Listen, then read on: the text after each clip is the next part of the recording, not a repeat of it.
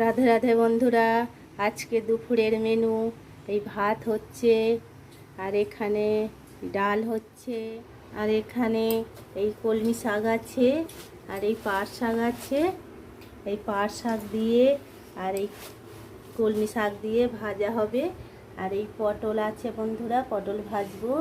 আর ঢ্যাঁড়স দিয়ে আর এই কুমড়ো দিয়ে টক হবে। আর এই চিচিঙে আছে, চিচিঙের তরকারি করব। ব্যাস, শাক ভাজা, ডাল, টক, ভাজা আর এই তরকারি।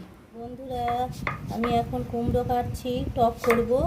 এই কুমড়ো দিয়ে ঢ্যাঁড়স দিয়ে টক হবে। এই ঢ্যাঁড়স দিয়ে আর কুমড়ো দিয়ে টক হবে বন্ধুরা। পটল কাটছি বন্ধুরা, ভাজবো এটাকে পুরো ভাজবো। চিচিঙের আলু কাটা হয়ে গেল,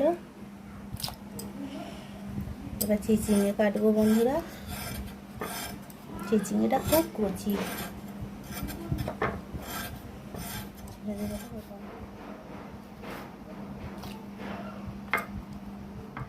এই মুগ মুসুর ডালে লঙ্কা ফোড়ন দিলাম,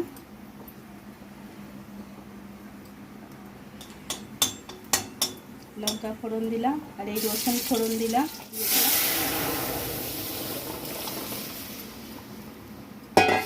এতে নুন আর হলুদ দেওয়া আছে, ফুটে গেলে নামিয়ে নেব।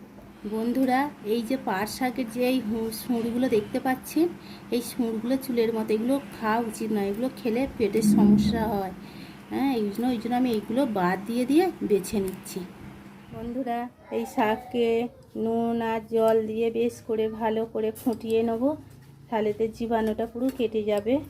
হ্যাঁ, আর এই ভাজবো, শাক সেদ্ধ বসিয়ে দিয়েছি, এবারে ভাজবো এটাকে। সেদ্ধ হয়ে গেলে এই ডাল হয়েছে আজকে, আর এই চিচিঙ্গার তরকারি করেছি, পটল ভেজেছি, আর এই শাক ভেজেছি, আর ঢ্যাঁড়স কুমড়োর টক হয়েছে, আর এই ভাত। আজকে দুপুরে এই মেনু।